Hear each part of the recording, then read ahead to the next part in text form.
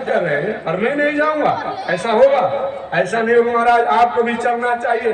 अगर आप नहीं चलेंगे तो हमको आप विदा करिए। सती नहीं मानी, अपने पिता के जग में गई। क्या हुआ? अपने पिता के जग में उसे जीवन लीला को समाप्त किया। बहुत पावन शंकर जी विचार किए कि आखिर मेरे कहने के बाद भी यहाँ भी सती द्वारा दुराग्रह किया गया।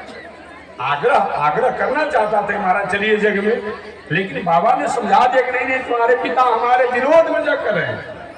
देखिए, पूजा पाठ यज्ञ दान तीर्थ व्रत करना चाहिए, लेकिन किसी के प्रति स्पर्धा मत कीजिए, किसी के विरोध मत कीजिए, किसी द्वेष मत कीजिए। ये अच्छी बात नहीं है और अच्छा बात ऐसा नहीं हो सकता है, इससे कभी भी मंगल नहीं होती है। अब क्या हुआ?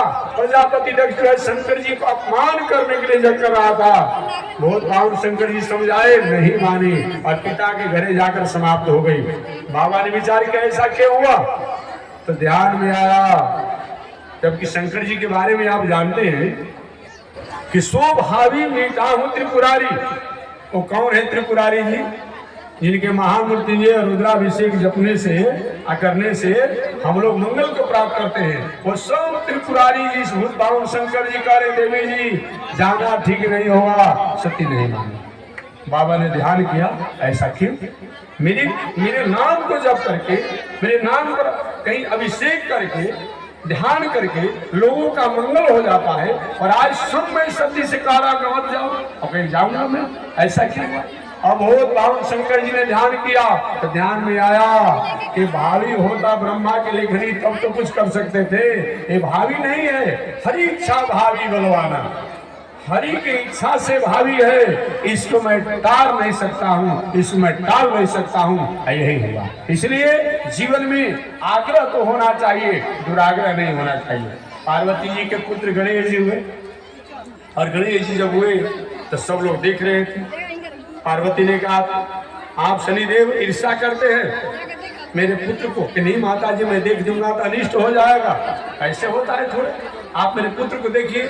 दूसरी बार शनिदेव ने वही पार्वती के पुत्र गणेश की तरफ जो भी दृष्टि घुमाया और गणेश जी का सिर कट गया। सिर कट गया, हाहाकार मच गया। पार्वती ने कहा, अगर मेरा बेटा जिंदा नहीं होगा किसी देवता देवी को मैं शांति से रहने नहीं दूंगा, किसी देवता देवी को शांति से नहीं रहने दूंगा।